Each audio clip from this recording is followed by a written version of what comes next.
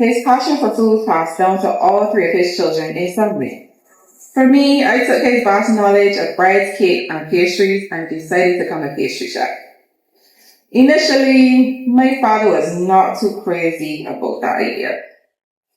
He initially said I was thrown away in my predestined career given to me by my grandfather as a social worker down the canal. But after his initial rant with me, he fully supported my dreams. He would always say, I can't force any of you in the path that I choose. You have to live your life, not me. He was more than happy to then become my food critic, offering feedback on every new dish I tried and every cake I baked. When I started my small business, he wrote out everything I needed to be successful, where I went wrong, how I could improve, and how to perfect my recipes. Mind you, his food reference was the Food Network.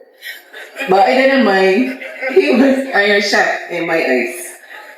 We spent countless hours in the kitchen, listening to music from his era. Steel Pan, John Holt, Gregory Isaac, Sugar Minot, and watching old stand-up comedies as well as British comedy to pass the time and to laugh. As serious as most people know my dad to be, he loved to laugh, or as patrons would say, skin his teeth. He introduced me to stand-up comedy and made me fall in love with public speaking and the art of adding humor to make people smile and remember you long after you left the room. That was my dad. A memorable, tall, humble gentleman who loved his family, human resource management, the cane industry, teaching and advocating for employee rights and labor laws. He had a passion for fairness. Whether a person was working as a janitor or the president of a company, he had a mind like an elephant, often recalling laws that were passed, particularly the Shop Act and the Employee Rights Act. My dad loved helping others. He often reminded us that he was the eldest of four and that from the time he got his driver's license, he was taking his mother to and from work and helping care for his three younger siblings. He proudly shared stories of growing up in St. Patrick's and Waldron, where he was remembered by his classmates. And he remembered all of his classmates' names, where they graduated from, and what they later became in their careers. As I said, my dad had a mind like an elephant. He was a proud St. Patrick's man, and everyone in the neighborhood knew and respected him. Barbados will miss him, his commitment to knowledge, his commitment to people, his commitment to causes. And I said at the beginning that this reminds me about strong families. Gordon Walters was an institution. And the fact that you still quote him today reinforces that.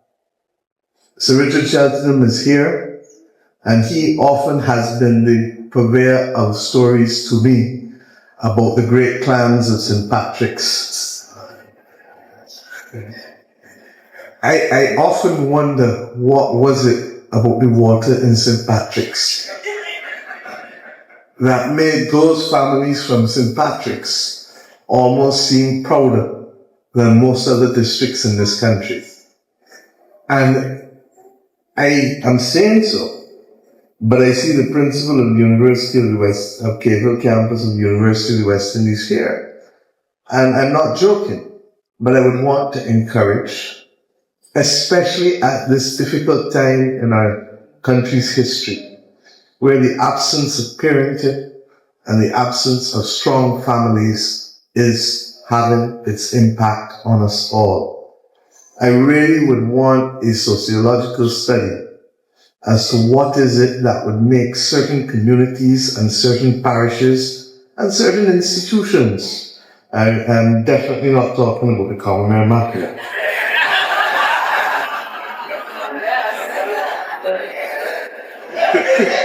You see?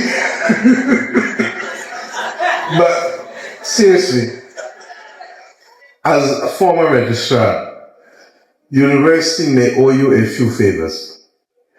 I would wish to see what is it that makes certain districts certain parishes, certain institutions rise and have a larger than life shadow. And in understanding that, we may better understand how to replicate it at scale so that this country can be even greater than what it is today.